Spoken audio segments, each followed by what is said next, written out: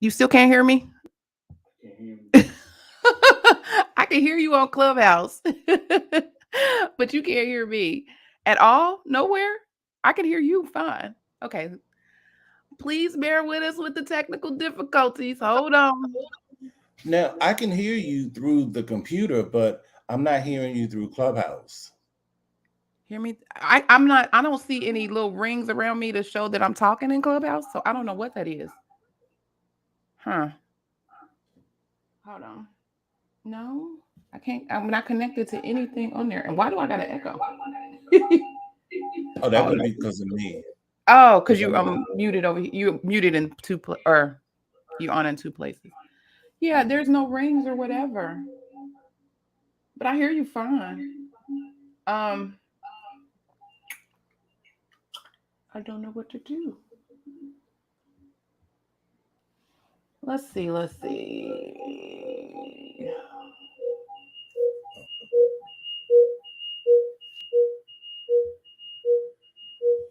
Can you hear me now?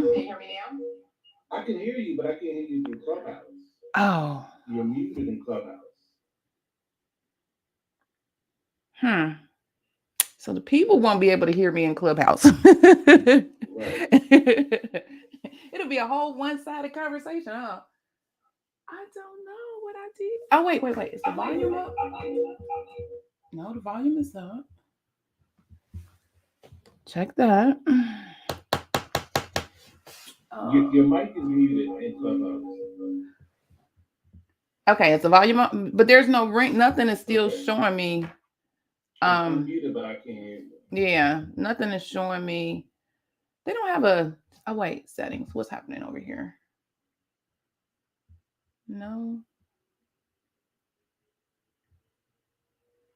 Here, maybe. Wait. If I go out, can you? Will it let you stay in if you're a moderator? It should, because you made me moderator. Okay. Well, let me go out. Wait, can I leave the room? Leave the room. Yeah, leave. Okay, let me go out and come back in and see if that helps. Okay.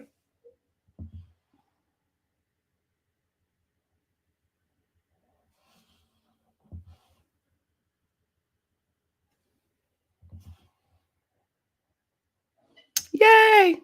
Yes, that's it. I see some rings.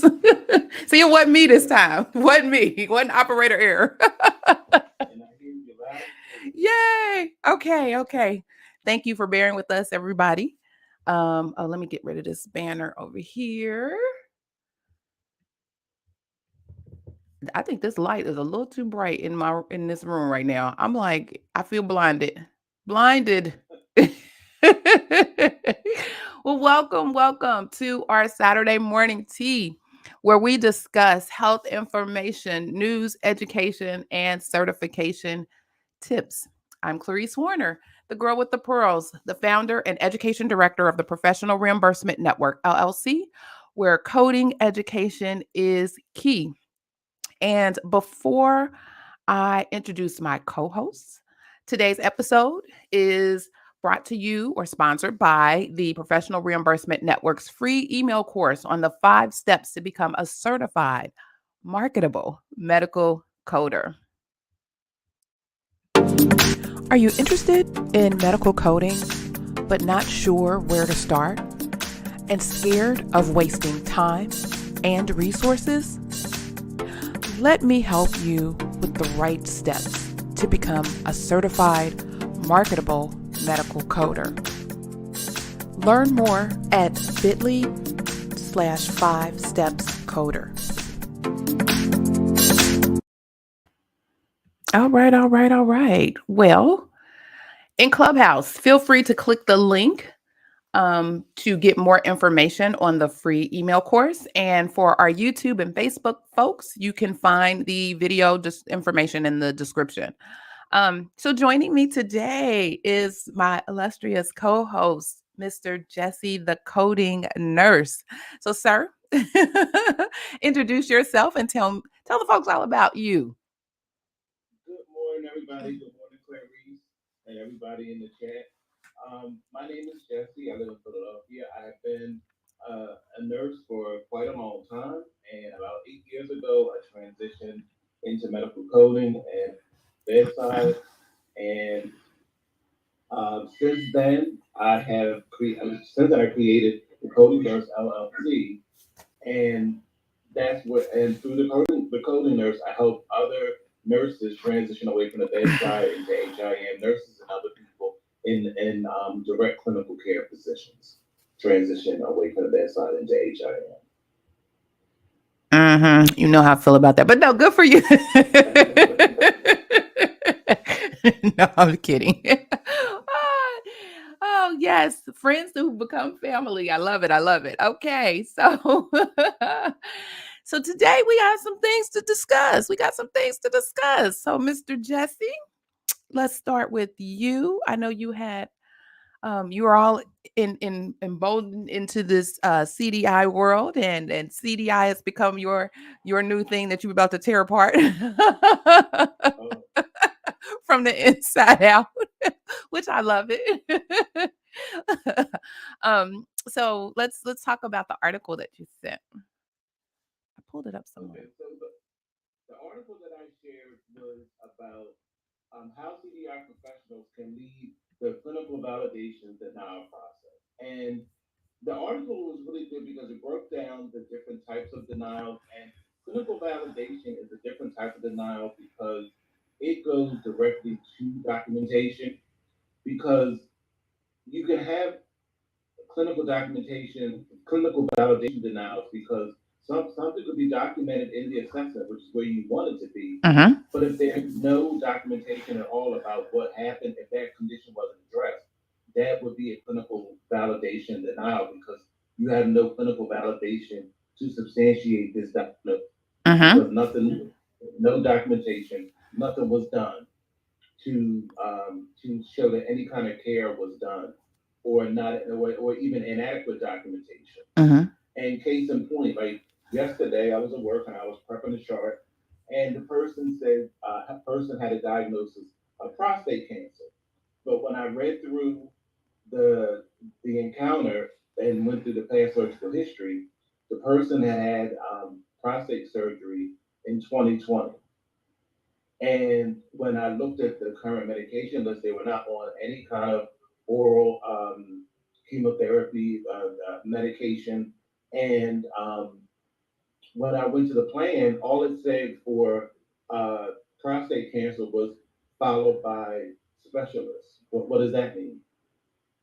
I mean, what is going on? Like, you don't know whether, so I'm not even sure whether that should be a past medical history code. It should be a Z code instead of a C61 Right. because there's no indication that this person is even having active treatment. Right. So that would be a clinical validation denial.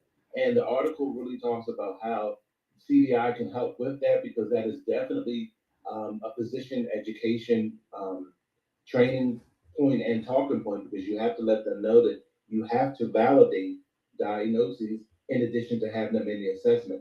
What did you do? What exactly is being done? Is this condition being actively treated? That goes directly to clinical documentation. Yes, you're absolutely correct.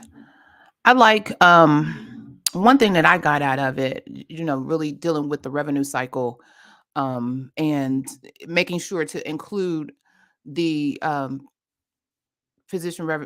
call it the physician revenue cycle, but patient revenue cycle folks in the process, and understanding the different buckets of claims and the denials that go with those buckets. So, when we think, and I think I'm guilty. I was guilty as charged. So I was like, oh, well, I never thought about it that way. But when you think about your denial process, you're really focusing primarily on the open claims. At least I know most people do. It's like, oh yeah, we have a great denials process. We're paying attention to the open claims. We're, making sure and watching them. But nobody is really paying attention to the old stuff until you get that letter, till you get that audit. And it's like, oh, so making sure to incorporate the denials on those, or putting together a process to incorporate those denials on closed claims was instrumental to me. I mean, that was key to me. I was like, well, wait a minute, that's a whole other level of thinking. We all about different levels of thinking over here. So it's like, well, wait a minute. Let's look at that. Um, and then just it's they go through the whole process of the very different types of denials. This was a really good article. They talk about the medical necessity denials, the MSDRG coding denials, technical denials, outpatient claims denials, and of course, what's near and dear to your heart, the clinical validation denials. So this was good. If you hadn't, no, no, wait a minute. Is this one of those ones on the low articles, or is this open to the world? It's it should be open. I'm assuming it should be open because it's in the journal of the email. Okay, so it's open. It's not one on the low. No. Okay. So yeah, they were mentioning um different places that you can find additional information. There's a toolkit. Does that toolkit still exist? I think so. Yeah, like they will toolkit you to death. Sir, believe it or not, we're working since I sit on the in the advocacy arena. They're working on more toolkits. Some more toolkits are coming down the pike. So hold on. I mean, they are helpful. I don't think They're helpful. It's a for me, they're resources.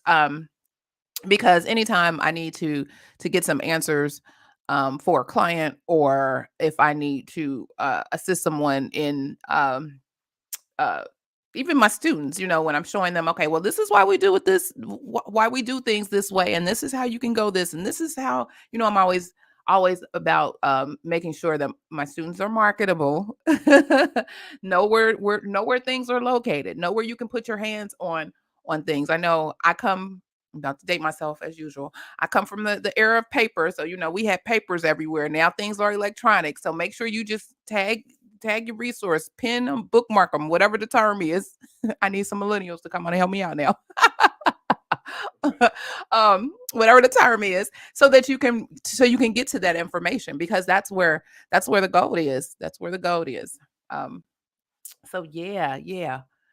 More on this article. More on this article. It was really good. I it really liked was. it. I was surprised. Yeah. Very thorough. Right. Very Because at thorough. first I did a mic scan, then I was like, let me read it. Right. Like when you sent it to me, I was like, okay. Then I started like, whoa. Hold up, partner. Hold Yeah. up. It's some gems in here. Right. So I will pin a link to this article in the description on for those of you who are subscribed to the YouTube channel. You'll be able to find it there. Um, Now, before we move on, I might have some info that's on the low wait, because let me get my tea. Hold on. no, no, I won't have it yet. Oh, I'm It'll be preparing. it'll be like in 2 weeks because on March 30th I signed up for a complimentary CDI webinar, Oh, okay. and it's only for the people in that group. I noticed they are having what is it? There was something. Is that the one? No. I received something. Is it some training? There's some advanced CDI train. Something is going on in AHEMA. I remember I saw that Oh, recently. they're doing a big. I don't know It's what a they're doing big there. push on the CDI Yeah, thing. This is they this is really, really huge. are. And so if you're interested in all things CDI, check in with AHEMA. I don't know what's going on, but I think they see a little crack in the door, and they jump in full force through that door. Um to that point, we were talking. I was on a the state advocacy leader call this week. Um in the middle of my 15-page paper that Lord, we got it done and turned in. Yeah. With a couple of hours to spare. It wasn't like at the nick of time. It was a couple of hours. The thing that always gets me, I'll be real honest and transparent, are those references. Oh my God. Oh my God. Like citing the reference, doing the reference page. And you would think by now you would know it. No, everything changes. Depends on what the reference is. And part of me always says, you know what? Just use the same kind of reference so you don't have to go through this all the time. But you can never find the same all the information in the same type of reference. You have to look at other type of things to make sure you have, which is, you know me, I'm all about researching and getting to know and understanding. So I have to see multiple things and get it from multiple perspectives and vantage points. So yeah, that was the part. Like, well, wait a minute. You gotta cite a blog post this way. You gotta cite a, a a LinkedIn thing this way. You gotta cite something else. This. I'm like, oh my God, make it stop. So that was the thorn in my side. But anyway, all that to say, I don't even know where I was going. I lost my train of thought. I'm sorry. Oh. So we were on the advocacy state advocacy training, and they were talking about CDIs, and a whole conversation sparked about, and there were some great articles. We all had to have articles. They broke us down by states, and each group of states had different articles that they were responsible to read, and then we had to come back and report on them. And our article was about some things that CEOs need to know, and primarily it's you need to know about your health information professionals in a nutshell. You need to know the um, the gems that you have in those people. You need to know the value that they bring to your organization. You need to know um, all of those things, and so making sure from a C level perspective that it's not just about bringing you information on how many people are in the beds every day. It's not just about the data information that we bring, but really digging through the data and interpreting what that data means and what that means for the organization, and being able to pivot based on the research and the analysis that has occurred in that data. And then we talked about the and we talked about all facets of health information, so not just the director or the VP or the but all the way through the ranks, and the importance of every job that um is in the HI department, and understanding the value of every job that's in the HI department. But then, of course, we had the tried and true conversation about CDI and nurses, and their influx and all of those things. That is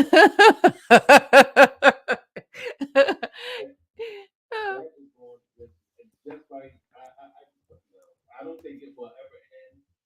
But I really think that truthfully, if that's what they're going to do, and that's really what made me want to get into CDI and get my training. If you're going to have to do it, train them the right way. At least make them efficient at their jobs. Like, don't just send them out there with half cocked. And then because it's too much right now. It's just too much money that's being fought over to have people not really understand truly understand what a DRG is and how to even just use a book and find one. It's not hard. But if you don't know, you don't know.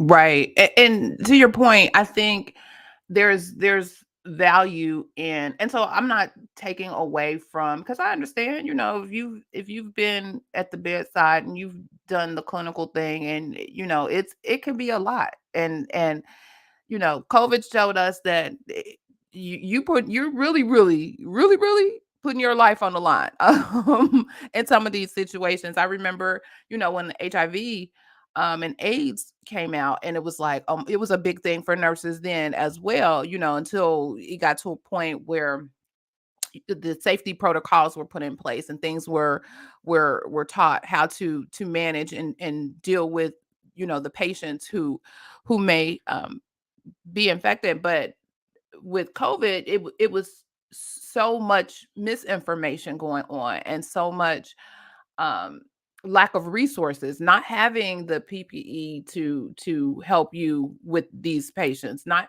having the supplies that you need to help you with patients, but the high expectations that, but you're gonna still do your job because you took an oath to be a nurse, to do this, that, and the other. And it's like, whoa, whoa, whoa, whoa, whoa, whoa. I wear that hat of nurse, but I may also have other hats. I may be father, mother, husband. I have family. I have other responsibilities, and not just to um this organization and your patients. So I think that was really eye opening, from that perspective. And I think it caused a lot of nurses to be like, you know what, you can have all of this. You can have all of this. And then they start looking over here at us. So but I think any great nurse with her skill, his or her skill level, and you know understanding that while you have your set of skills, there's a new set of skills that you must learn, and marry the two would be ideal. But the mindset of, we have all the skill, you don't have any skill, and we taking over, that's not gonna fly. And so I think that's where, and some of it is self uh directed, and some of it is not. I think there's education that needs to go around to a lot of folks. Like I mentioned that before, like with our HR professionals, getting them to understand exactly what these positions entail, getting the people in these leadership positions to understand what these positions entail. And just because somebody is in a medical record and looking at documentation from a clinical perspective does not necessarily mean they must be one who provided clinical services to a patient in order to appreciate the information and what to do with the information. Um, so yeah. And then, being humble and being willing to be taught, of course, that's that's the key to it all. But it all goes back to, my word is gatekeeper. True. It really does go back to gatekeeping, because truth be told, the reason why CDI is the way it is and it is so nurse focused is because mainly white nurses are in it. Just like there are white women who are in HIM. They control it. So once these white women got in from nursing, oh well, maybe I see how it works now, so I can bring in people. And now it's pretty much, it's they don't say it's a requirement, but it's almost impossible to get a job or get out of nurse. It's hard for me to get a CDI job as an LPN, able to be a registered nurse. And Mm. so it's a lot of education that needs to happen, because there are a lot of other things. Yes, you need to know. You have to have clinical skills are helpful, because when it comes down to those clinical indicators, you need to know, because that will definitely help you. But clinical indicators can be learned, just like coding guidelines can be learned. So there's so this, like you said, it can all be taught, and Mhm. anybody can learn from everybody. Mhm. And there's no there shouldn't be the gatekeeping that goes on, but unless and until other people get in and start to shake the table, it's not going to change. But and that's why I got my training certification. 'Cause now that I'm in, I'm going to shake the Sir, you gonna shake tables, knock down doors, blow out windows. Y'all know anything about this coding nurse right here? Lord, hold on to your hats. Let me grab my pearls. Lord, it's about to go down. And but I 100% agree with you, and why I felt compelled to become a part of my associations. I mean, it's one thing to be a member, it's one thing to fork out that money every year, to say yes, I'm a member of XYZ, or well, I'm a member of both AHIMA and AAPC. throw it all out there. But then to take the extra step to volunteer and get to understand, because it's you get a level of information that the average person doesn't necessarily get. I mean, you can dig and find it, and it may take a while, but like you said, sitting at them tables, you'd be like, is that so? hmm, is that right? And me being the resource uh oriented and driven person that I am, I'm passing on the knowledge. Sorry, ma'am, let me tap you on the shoulder and let me tell you what I found out. Let me tell you what I heard. Let me tell you what's happening in these health information streets that you need to know to make you the best that you can be. Yes, yes. So speaking of that, also one thing I wanted to mention as part of the advocacy piece is that there are um, advocacy training modules. So if you're interested in learning and knowing more about advocacy, what it is, the power, and let me just say this: this isn't just about health information. For real, for real. This information is some good information to advocate for anything. Advocate for that raise you're trying to get. Learn how to put together and prepare your statements. Learn how to put together and prepare the information. I need my pop thing. Learn how to prepare the information um, for whatever issues that you may be advocating for. Here's some free stuff right here that you can get, and you can learn how to do that. And it talks about how to meet with the members of Congress and elected officials. We'll actually be having our advocacy day um not this week, but the following week. This week we have, if you're in Ohio, I'll see you in Columbus, um, in the morning tomorrow. We have our annual meeting this month, and so it's going to be our first annual meeting that it's a hybrid. So we'll have some live stuff happening, and then you will also have the virtual stuff. You know me, I'll probably be normally I'm double mask. I'm vaccinated, boosted, double mask, and probably triple masked over here. That I don't nobody playing. Nobody is playing. They're talking about other variants, which from my public health variants are going to be out there, and it will come. There will be a point where COVID-19 will still be here, but the prevalence levels and incident levels will be so low that it'll just be something it'll be like the flu. It'll be something that just it's there, and it's unfortunate, and we'll lose people, but not to the magnitude, because we'll have it handled. But with these variants and the different things that they bring, that's clearly the challenge right now. And then people just want to be free. They want to be out there in the world. They want to talk to people. I swear, strangers just be talking. It's it's hilarious. You go to the store, folks just want to talk. Like, ma'am and sir, if you don't give me my 6 feet and back up. Clarice, have you heard that HRSA is shutting down? No. Yes. So, well, HRSA for COVID, but HRSA actually, and I found this out too. HRSA actually has other legs. It has legs in other countries. So when they provide aid to other countries, that's where HRSA does most of their work. So they've been around for a minute, but that's where they do their work. Well, they've been doing free testing and free vaccination. But Correct. as of March 22nd, um, they're going to stop accepting claims for reimbursement for testing, for the testing. Then I think April 1st they're going to stop for vaccination. So now you're either going to have to go through your insurance or pay for it. I don't know how they're going to come up with it, but I think I'm like that's it. Like there's no interim plan. That's Like there's no huge. it is. Cause all of those clear folks, all them folks Oh that's yeah. rounded up them, I hope y'all put y'all money in savings. The pivot is real. The pivot is real. And then I wonder if they're going to audit. Oh, definitely.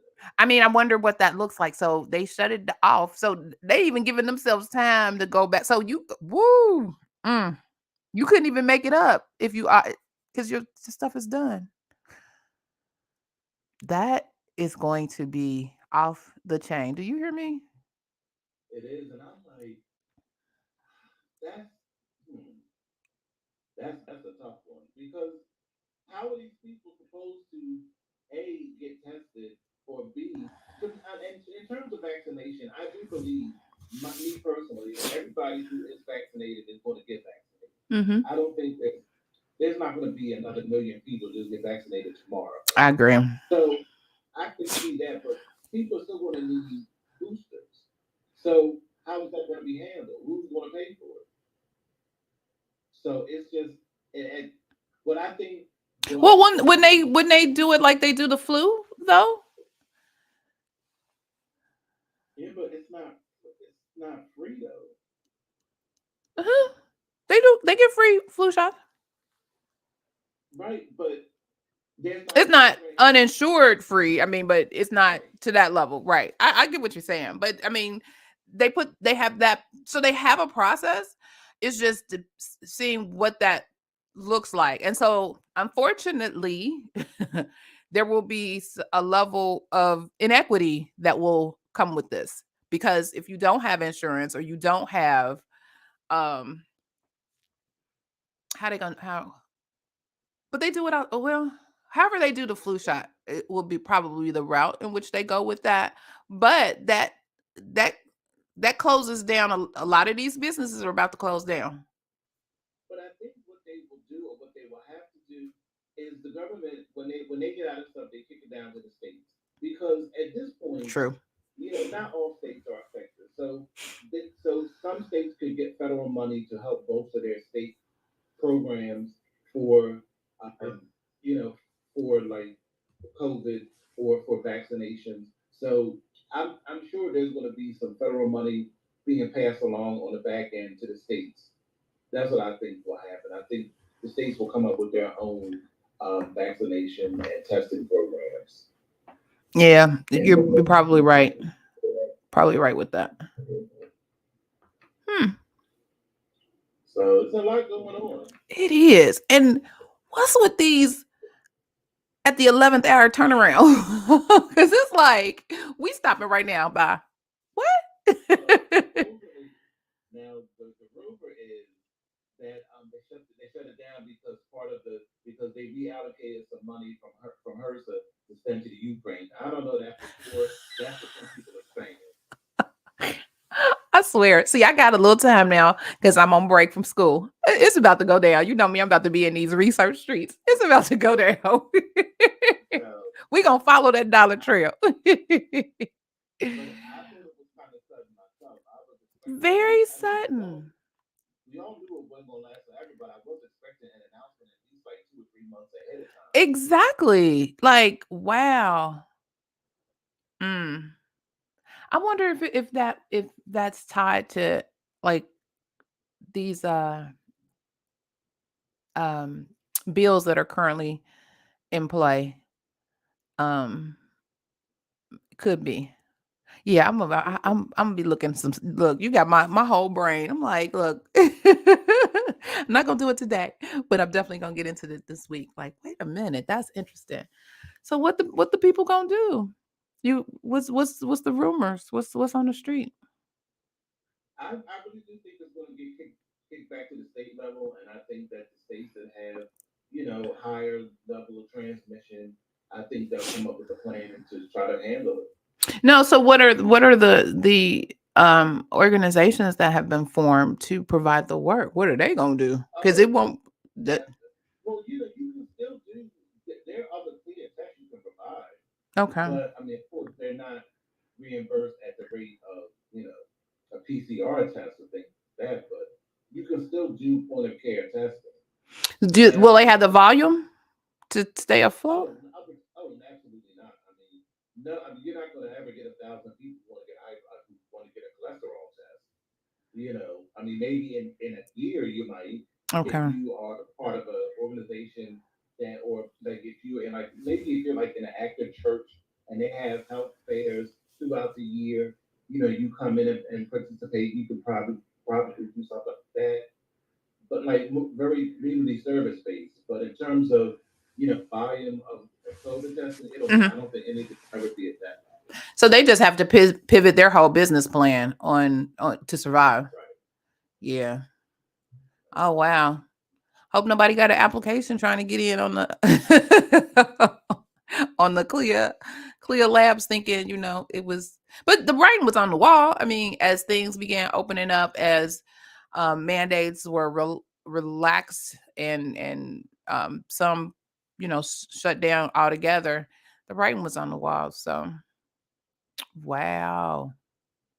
This Interesting. is what I wanted to ask you. Like, I think that AHEMA and AAPC, they do a good job of putting out coding information. And AHEMA is, like we just discussed, they're doing a huge push on CDI right now, but there's not a lot of information out there to get into application, like to work as Epic analyst, which is all part of, it's all part of like the healthcare privacy and security, Mm-hmm.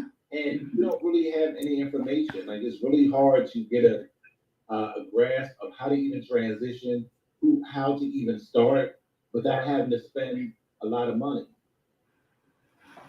So from that epic, yeah, getting into IT is an animal all and above itself. Um, but once you're in, it's gravy. But um, it's some of that gatekeeping, who what kind of thing. Um, and depending on what the projects are, I mean, I've seen lots of ads for Epic. So Epic is hiring left and right. Um, but keep in mind, not every organization has Epic. Um, Right. so if not Epic, then Cerner, or if not Cerner, there are other applications, other electronic medical record vendors out there. It's just with the What's the name of the privacy piece. certification? Well, it's an IT certification. Now, I don't know if they have something specific to their product, or is there if it's something just specific to IT in general. So if you have a certification IT, and I'm gonna be real transparent on it. I don't know the world, but if say you have like a programmer's certification, or you have a certification in um building the workflows and whatever, that's transferable skill. That's transferable knowledge. So it's not Epic specific, if you will, but you can use that information to go to any of these organizations. I think the to your point is where you almost have to shift into an IT world. You have so similar to what we had to do with like privacy and HIPAA. A lot of it, while the bulk of it, a lot of it is all about, the majority is about, the health record and the health information. It's pivoted. It's compliance, it's legal, it's taken a shift. And so while at its core and the forefront of, do I release this information? Who as the quote unquote gatekeepers of the health information professionals, um, other things have been attached to it. So what HIPAA started out as has ballooned, and there's many arms to it. And one of those arms, specifically as it relates to the information and the data, has kind of shifted over into the compliance world and the legal folks and all of that. So it's grabbing, like we talked about early on, like understanding and getting data analysis skills under your belt. Um, Getting some kind of low, if you're interested in IT, I would pursue, get into some of these. I've seen things where they provide like these webinars talking about um, coding from an IT perspective, not our coding, or talking about, that. So that's where you kind of baby step and walk yourself into it or back up into it. But then you already have the skill that they're looking for when they're talking healthcare. You bring that already. It's just building up the other part of the IT world and being able to speak their language in order to easily and quickly transition into those fields. Or again, who you know, you know somebody who knows somebody who knows somebody who's in there. Hey, walk me through what your transition looked like. I know several people who um left. They were uh coders, several coders that was like, you know what, I want to get into this whole, and they were on the professional side. I want to get into this whole IT thing. I see, and this was years ago. And not only do they take the people who work in the facility, like the on the inpatient side, but they do it on the outpatient side as well. So there are other opportunities. Again, to me, that's what the whole beauty of our profession, because you can do all kinds of things, whatever your heart desire. Now, because but Epic has vendor specific credentials, Correct. and you have to, well, hey, you work at a hospital that has Epic, but you just can't say I want to get Epic trained. Correct. You have to be sponsored, and they do training in house. Then they also send you to Wisconsin for additional training. But there's no roadmap that you can go. There's no way you can go and read it to find out these are the steps that you can do, and these are the type of Epic credentials that they have, because they pay very well once you get them. Once you get them, you are in like Flynn. You can go anywhere that has Epic, which is a lot of places. A lot of Um, places. and it's just, but there's no information out there, because, like, for instance, if you wanted to get into data analysis, you can go on a HEMA and find that you can get webinars. There's books you can read. There's all kinds you can read up on Tableau. There's all kinds of information to help you transition. You can transition into CDI. Just go to the website. They'll give you a whole host of documents you can read through to even get an idea of what CDI is and how to even start. But for the application, for the privacy and security piece, like, there seems to be a gap, and I think that would be like a good bridge, because everybody doesn't want to be a coder. That's Some compliance. You people come like, on over here to this compliance world. Come on over but here. some people but people would like to do some training on some application. And again, I think while Epic is the name, the bigger name, um, their product is the same. So the product can is the IT, and understanding IT, whether you're with Epic or you're with whomever. And if Epic is your goal, that's great, but you got to know IT. You know what I'm saying? So it's really kind of walking yourself into getting IT certified or IT certifications, and then spin it off into to Epic or healthcare IT. Right. I get it. Yeah. Hi, we got some folks up on the stage. Welcome, welcome. I see I can't see the rest of the women. What's her whole name? The LPN boss. Okay. Welcome, welcome. And Fallon, I hope I'm saying your name correctly too. Welcome to the stage. Did you have questions or you wanted to jump in the conversation? Good morning. Good morning. Good morning. Good morning. I just decided to come on up, and you did pronounce my name correctly. So, Yay, I'm excited about that. It's just the little things. Well, welcome, welcome. I see I'm reading your circle, the Black pre-nursing coach. All right, all right. Well, welcome.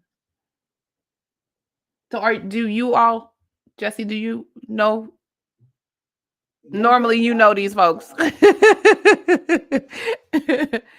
Coding people I know, nursing people he knows. Alan get all the black pre-nursing and nursing students together and Cool. motivates them, encourages them, supports them. So I'm gonna need you to get these people back into the nursing field. No, I'm kidding. Take them back. Take them back. I'm kidding. I'm kidding. Well, that's wonderful. That's wonderful. Yes, for those people who are interested in nursing, it's a whole. it's a whole thing. I watched one of my good friends, go through the whole process from um starting out as a medical assistant and just working her way through um all the way to getting her master's. And then I've seen other, nurse practitioners, and somebody recently just got their doctor of nursing. So yes, it's a whole process, but it starts with that initial drive of, I believe, wanting to help people. Yeah, I agree. And like we help people.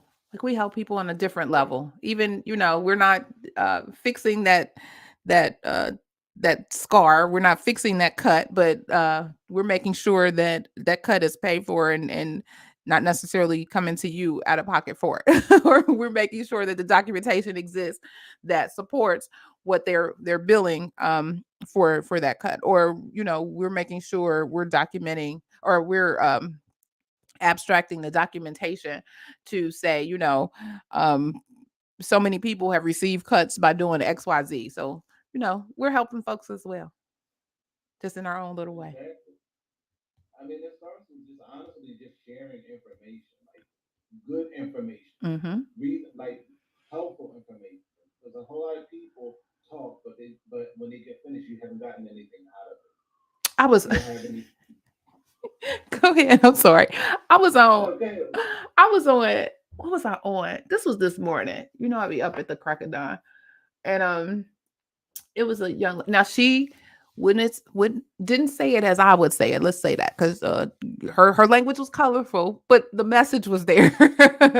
And she was talking about, how we were taught um from our parents. Our parents taught us, and first of all, she prefaced it with, they were just teaching us with the information that they had and the information that they knew. So, they taught you to make sure you was presentable walking out the door. They taught you to make sure you had clean underwear on. If if you ever got in an accident, or had to be in an ambulance, make sure your your underclothes were clean. Make sure your colors match. Make sure you was presentable. You pressed. You whatever. That mindset, but not having the the financial literacy mindset of, living paycheck to, it was survival. They taught you survival skills, if you will, but not necessarily how to take those survival skills and transcend it into to other skills that propels you and prepares you for um the generations to come. And so she also talked about, so she was like, it's a lot of information out here, how to do that, how to uh save money, how to invest money, so on and so forth. And then she did a pivot to people and starting businesses. And she was like, and I mean no disrespect to anybody who calls themselves a boss, but she was, like I said, her language was very colorful. She was like, everybody wants to be the boss to be, and want to show their LLC, but really they're just showing you the debt that they've gotten. Nobody, there's no dollars behind it, there's no contracts behind it, there's no, they may have a storefront, but they're just showing you the debt that they've acquired. And it's brand new, and we celebrate folks going into debt. And I was like, well, wait a minute. She may have a point here. um, it's she's like, nobody is really telling you the process. She was like, yeah, everybody, yes, we celebrate you, with your idea, and then taking your idea to the next step and being a business, but take it to the next step. Keep showing, give information on the process, give information on, how you're doing what you're doing. Not necessarily, yay, we got it, and then 6 months, a year, 3 years later, are you still in business? Are you still here? Are you still out there? There's some longevity that's in this game, and there's some learnings that can happen, and again, information and resources that can be shared and tea spilled, to help folks go along. So share that. So I thought it was real good. Like I said, once I got through all the colorful language, I was like, oh, okay, I see her. I see where she's going. A lot of us have not come from an entrepreneurial background. Hmm. We came. A lot of us have come And Mm-hmm. working 40 years ago is way different than working today. Amen. And it's hard to get going into business is hard, and I don't think people understand. And I think everybody says starting a business is hard, but they don't. But you have to give it context. Like, what is hard? What? Because I know for me, what is hard is being consistent. What is hard is constantly now content, Mm-hmm. constantly trying to get your name out there. In addition to trying to maintain a household and pay bills and turn on the AC when it gets hot and Hey. turn on the heat when it gets cold. Amen. It's a lot. And there is some, there's going to be setbacks in all businesses, but it just needs to be presented in a different way so people understand going into it rather than people go into it. Everybody goes into everything all energetic. Like Yes. January 1st. Everybody goes to the gym on January 2nd, but they're not there April 2nd. So, That's when I go. Like, okay, look, it done died down now. Okay, I can get on my machines now. so I just think we have to share more because more of our money, the key to our success is more of our money has to stay in our community. Exactly. It can only stay in our community if we have more people who have businesses to offer services that we need, that we can use. Exactly. Because I mean, our money stays in our community 6 hours. That's no. This is why we're in a situation that we're in. And there are other cultures, their money stays in their community for weeks. So it's a lot that goes into it. And also, I wanted to jump back in. I was talking about shaking the table. Can I tell you, the foolishness has already started. Clarice, I had a meeting about 2 weeks ago with the unmelanated folks, and they wanted to they wanted me to show them my CDI workflow. So I did a chart in front of them live, and I'm like, okay, you could have told me that I could have had one ready. Like that's not what you do. But okay, I'm here for the foolishness because I'm tight. I can dissect the chart upside down. I well, I was getting ready to cuss, but Wait, it'll bring it. Wait a minute. Hold on. It'll bring it out. It'll bring it out. okay. Be like, Lord. I saw that Holy Spirit activate and hold my tongue. Hold my tongue. So in the meeting, they try because they don't know, and they when I say they, I'm talking about the unmelanated folks. They don't like to be told no, especially by melanated folks, or you can't do something. I don't. It just drives them crazy. So because like we were talking about clinical indicators, one lab is not a clinical indicator for a disease. No way. You have to have a couple things. You have to have some physical signs, symptoms, and maybe a lab value or two. Maybe something that has gone on for more than one visit. Yes. How about that? How about that?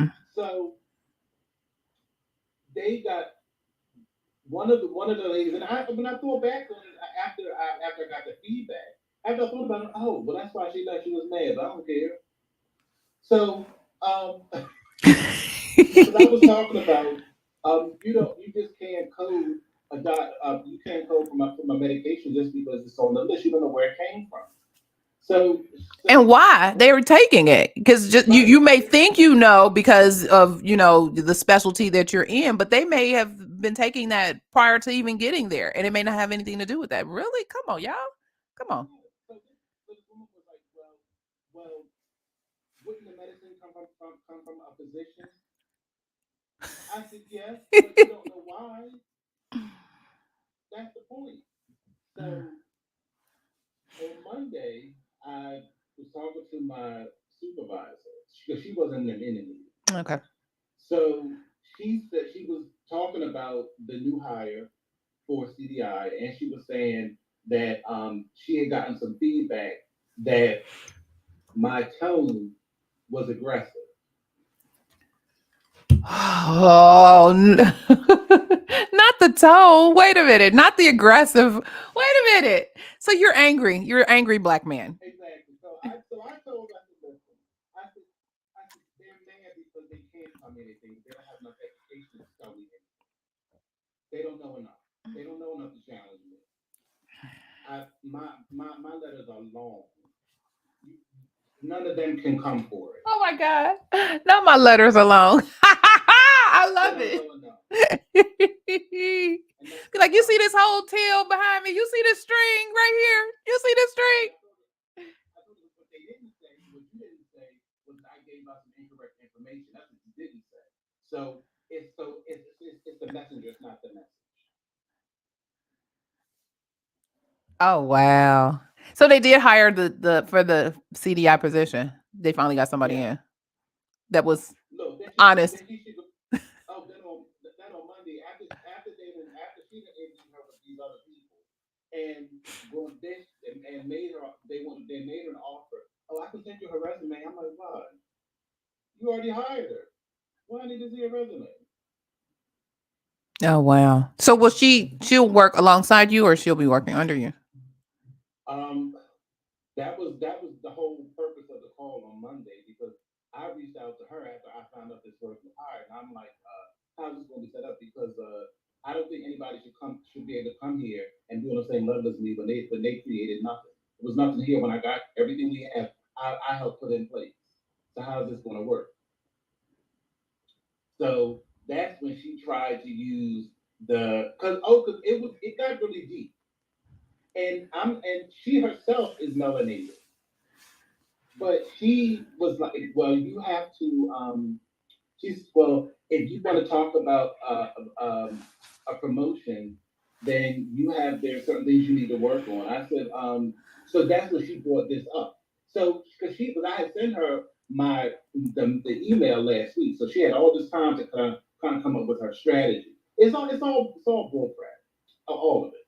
So this is her. So that was her way of basically getting at what she wanted to say about what they had to say and also talking about my tone. And then she says, well, she said that she even brought up a conversation she and I had in December. And I said, well, I shouldn't be doing something that's not my job. I said, that's not what I was not hired to find medical records. I was hired to review medical records. So I said, just because I say that, does that make me wrong? Just you don't want to hear it? That's a fact.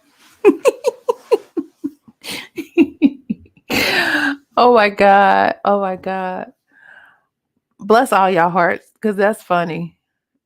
Oh, This is why I have to work for myself because exactly. I can't because it happens all the time, and I am a humble person. But when I tell you, when it comes to coding, Jesse Armand knows his shit All right. upside down, inside out. That's I right. can stand. I can sit and stand toe to toe with anybody because I come from the guidelines. I come from established policy. That's right. Period. That's right. And they can't take it. And that is so oh, I don't even know the That word. happens all the time. It It does. always You're happens. It absolutely always correct. That happens all always. the time. You're always challenged because you're looked at as you should know. And if I didn't tell you or somebody I know didn't tell you, then how do you know? How do you Right. know? Like really? I know because I know. I know because I've done the work. What have you done? And that's that's so unfortunate. And folks miss out on a lot of information. If anything, sit back and learn something. Sit back and learn something that can help you versus challenging and openly challenging. Not let me pull you aside and have a question or have a conversation, but openly challenging. Come on now. Yeah, that I could see that room shake it. Be like, you can't handle the truth. No, We know what we know too. We're here. We know what we but know. we have to. We have to know. We and again back to the little girl on the not little girl, she's a grown person, I'm sorry. The millennial girl who talked about, what her parents it's survival. We out here doing what we doing, saving up the knowledge what we got because it's a survival for us. It's a survival. We know how to play that game. You messing with the wrong ones. The wrong ones. The wrong ones. And this is fine. Can I just say something? Yes, ma'am. thank you for having me to the stage. So, this continues to just show, how microaggressions rather, and just the value of, I'd say black people, and Jesse was saying melanated people, but it's still this surprise that we know something, and then the funny thing is you being the bully challenging this black person who has this knowledge, who has this experience, and then you get upset because they have to elevate their tone or they have to speak a certain way for you to understand because when they were speaking the way you expected them to speak and you still weren't hearing it or you still weren't believing enough that they really knew what they knew, now they have to change that tone a little bit to put a little bit more understanding in your heart and your mind for you to understand that no, we really do know this, no, we really do have this experience. And then you want to be a coward after you've been a bully in the boardroom and you go behind closed doors and then now you say to somebody, oh, I didn't like this person's tone, but you didn't realize that you were the aggressor in the very first place. And had you had a respect of what this person said and valued this person as they were, as they presented it to you, we wouldn't have had this problem in the first place. Exactly. Amen. Exactly. Hi, Dickens. I see you joined the stage. Welcome. Hello, how are you guys doing? We're good. We're good. How are you? Doing well, yeah. Listening and very interesting. I like that. She went from the bully to the coward. I'm gonna have to use that. So that's what happened. That's exactly what happened. That's a perfect analogy. Mm-hmm. Mm-hmm. It's just been going on for way too long, and it's just really a shame that you know we have we make sure that we put on our face and the way we speak when we come to work and certain hairstyles and the way we dress and we to fit this mold of what is expected of us. And then the minute that you have a problem with our education and really shall I say elevation, now we are the angry black man or now we are the angry black woman because we're not getting what we deserve. But I bet if Bob or Nancy say something, we'll do this right away. Let's talk to the team. We'll work some things out. Don't worry about it. We'll take care of it. And it's just like, okay, if you're gonna, you need to have that attitude towards everybody. That's, you can't be, screaming DEI and diversity and inclusion and all of this type of stuff, but then you're not even realizing that because you constantly are only used to working with your own kind. It's almost like, to me it's almost like, and this probably is not even the best analogy, but it's just like when you go to another country and it's just like, oh, you all do this over here, wow, I didn't know you all do this too. But the difference is the surprise shouldn't turn into disrespect. Exactly. Right. Exactly. Where the line is. But Fallon, this is what I want to throw. I want to add this to the pot. When I first got hired, they had no query policy, they had no query templates, they had nothing. I created that and some physician education material. So about the queries, we all know when you first start a query process, you send out a ton of queries because documentation is always a fool. And doctors always push back. They always do. But you have to let them know it's part of the policy, and that's why you have an escalation policy, and you have people in upper management enforce the policy. So there's none of that going on. But anyway, I wrote a query for I think I might have shared it with you, queries for uh, benign prostatic hypertrophy with lower urinary tract symptoms. Mm-hmm. So this same manager tried to swear me up and down that the query did not need to be sent if the lower urinary tract symptoms were documented in the medical record but not in the assessment. And when you read the tabular, it says that you have to code them as applicable. So if it's in the review of systems, you can't code them that because that's what the patient states. But the doctor just has to bring it down into the assessment. Exactly. So she swore up and down that she didn't have to do it that way. So what she did, she wrote to the coding clinic behind my back, and the coding clinic sided with me. But do you think she ever said, you were right? No. But I got the copy that the coding clinic sent to her. because she didn't include me in the email. I had to use my contacts to get it because I wasn't even in the chain. Wow. It's insane. And It is insane. Yeah.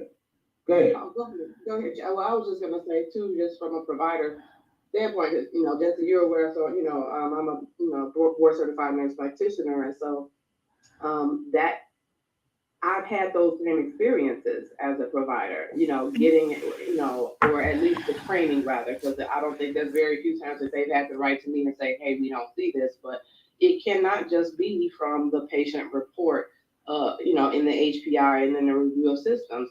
You need, as a provider, you're supposed to do an assessment. That's your job. So, to validate that, how can you put, that and unnerves me that, I see providers that will put a diagnosis code at the bottom, but then you don't have anything in the review systems or you don't have anything in the assessment, or, and it's just like, it has to all line up. That this whole thing has to line up. You can't tell a story of what the patient says is going on in the HPI, but then you have nothing in review systems, nothing in assessment, and then you got a diagnosis at the bottom. That's not how it works. If that's the case, every time a patient says, anything, you just don't give a diagnosis code for it. That's right. Right. That's not how it works. And I'm sorry that you had to go through that, Jesse, and that people can't own up to their mess. It sounds like passive aggressive management is really what it sounds like. It is. He's It is. you've been dealing with it from week one. Yeah. I remember week one. He is like, I'm about to be out. I said, oh. Yeah. I stayed as long as I did because I wanted to get because I didn't know how the CDI training was going to work. Like I needed to have a CDI job. I needed to be functioning in that role. I didn't know what they were going to look for in terms of requirement when I signed up for the course. Now that I got the course, I'm working on my exit. You know it. Yes. Got to get the information. Get in, get what you need, get out. But I am getting, but what I am going to do this time is I'm getting ready to be messy. Because here's what I do know. See, I did research before I even started with them. See, they got money from Humana, and Humana is one of their clients. I'm going to do some more research to see if they have a safe harbor agreement. Because if they don't, that's a conflict of interest. And they have a senator that also gave them money. They don't really want no smoke. They really don't.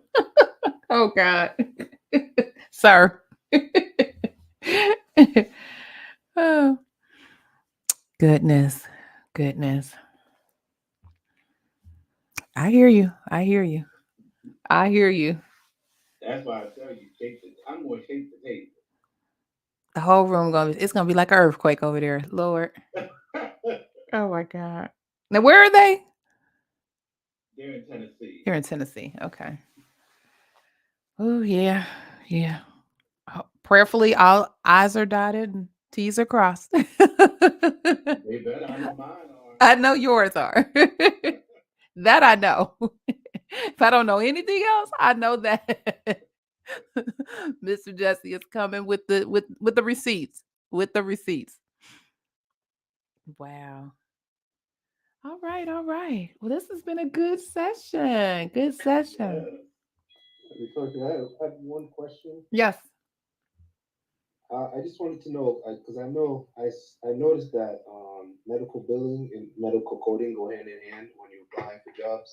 Is it the same steps to get medical certificate, medical billing as well, or around the same step? Oh Lord, Jesus. No, they are not the same. They work together, but they are not the same at all. They are not the same at all. So Jesse, you want to take that? I saw your Okay, so for coding is actually you translate a medical encounter or procedure into code to be submitted for reimbursement. So a biller will take those codes that have been translated from the procedure or from the encounter and submit them. Coders don't submit bills and billers don't code. They do two separate things, but they work together. Once a case is completed, it goes to a coder. The coder completes it, then it goes to the billing department for process. Okay, And so there's two different skill sets and two different certifications. okay, so it's okay. It'd be different types of courses for both of them. Yes, Yes. Yes. there's some overlap, but not a lot. Not a lot. Okay. But they Yeah, work because together. positions, I see that they couple up billing and coding together. Yeah, they do that a lot. You see a lot, especially in a lot of advertising. They for whatever reason use them interchangeably, and they're just two totally different um, fields with, as Mr. Jesse mentioned, two different skill sets.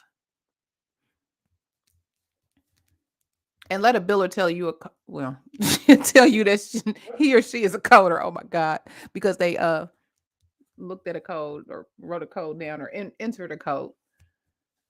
Bless their whole heart.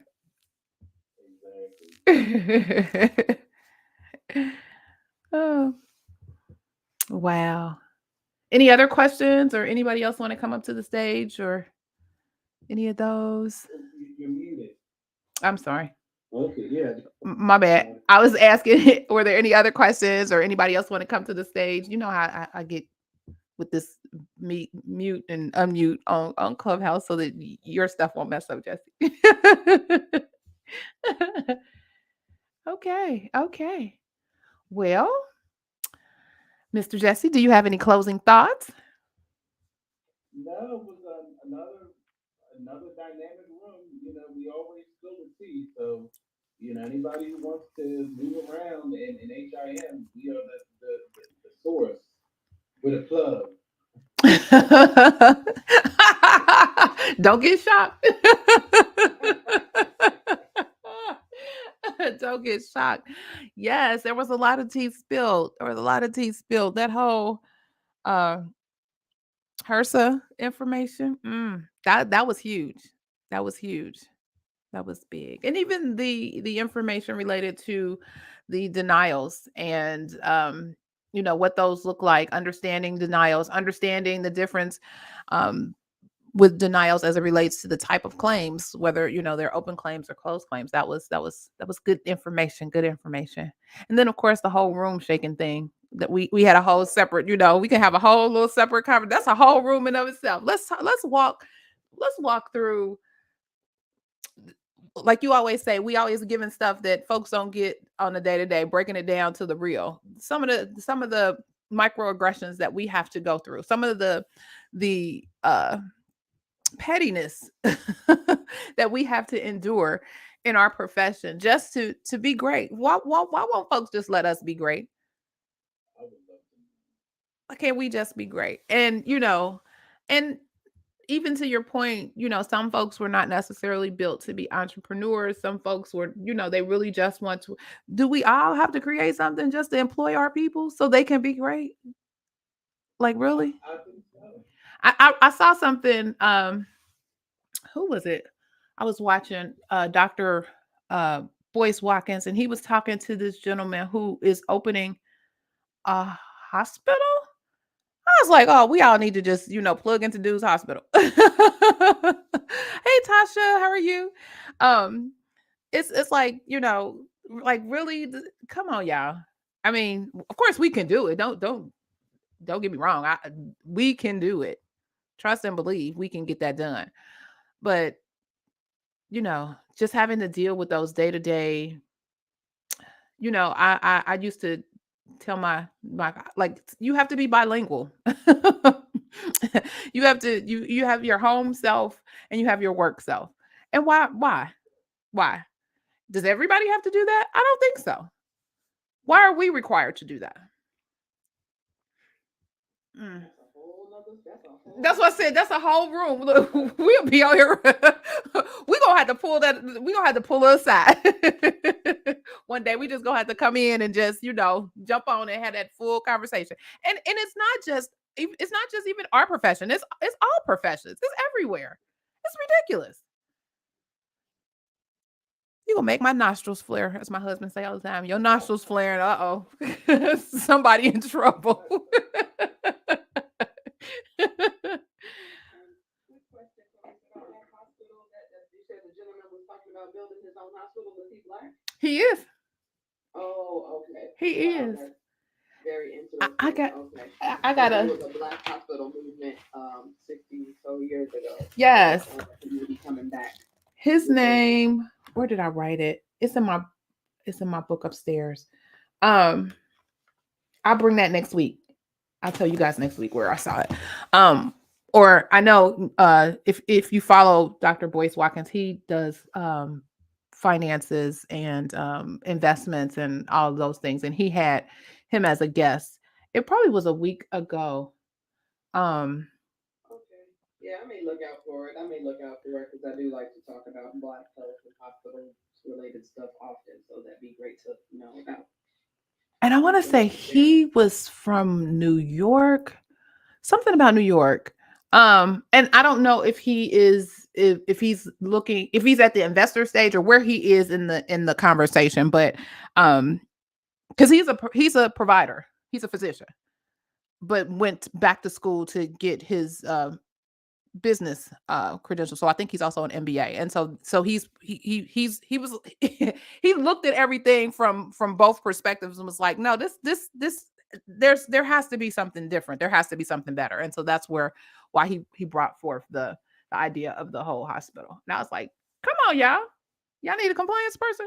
Come on, y'all. Y'all need some. We got coders and we can find some billers and we got nurses. We got everybody. We got what you need right here in the room. We got what you need right here in the room. So, um, yeah, maybe I'll reach out and see if I can maybe get him to come on one Saturday morning and spill his tea. That'll be great. I'll do that. Look at me turning into an interviewer. Come on, Oprah, Gail King. Here we go. Look, this is the stuff I like to do for fun, but I like to get the information. So yeah. We'll see if we can make that happen. Cool. All right, well, everybody, we're at 10:17 here on the East Coast, coming from lovely town of Cincinnati, Ohio. So thank you all again for joining the Saturday morning tea. Prayerfully, you got something out of it. So was the tea spilled today? Was the tea spilled? Yeah. All right, all right. So if this information was valuable for you, help us share this message with the world, by liking the video, sharing the video, telling folks about us over here in this room because you know it gets deep. It gets deep. Thank you, Tasha, with the thumbs up. um, if you are uh, on Facebook or YouTube, make sure you like the video, you can share the video, and don't forget to subscribe to our channels here at the Professional Reimbursement Network. And you can also check out Mr. Jesse at the Coding Nurse channel on YouTube. And of course, last but not least, to my Clubhouse folks, don't forget to click on the greenhouse to stay informed and join in on the fun in our club. And you have a wealth of information right here in the room. We need to follow each other and network. Like I said, you never know, because if dude built that hospital and we get together and we build our organization and we gonna put some stuff together. I feel that in my spirit. I promise you, I feel that in my spirit. And there's a reason for all these 15-page papers. There's a reason for these proposals that they're making me write. There's a reason for these grants that they're making me learn how to do. There's a reason. I feel it. I'm about to preach a word right here. There's a reason for it. And so we're gonna put some things together for us all. For us all. Okay, I'm sorry. Let me come back down. Calm down. So again, feel free to network with each other. And this has been a great session. I'm excited. I feel energized. I was tired earlier. It's been a long week. But you always give me the energy to do more, the energy to see the bigger picture, and the energy to again continue to be the resource that I need for you. So thank you. I appreciate you all this morning. So always remember, go ahead. I'm sorry. I said likewise. Yeah, I just felt that little little sermon in my. I snuck a sermon. I'm always talking about people sneaking sermons, and there I go. So thank you again for joining, and remember to be safe, be kind, and don't wish for it. Work for it. Until next time. Thanks so much for watching and take care. Bye-bye. Bye bye.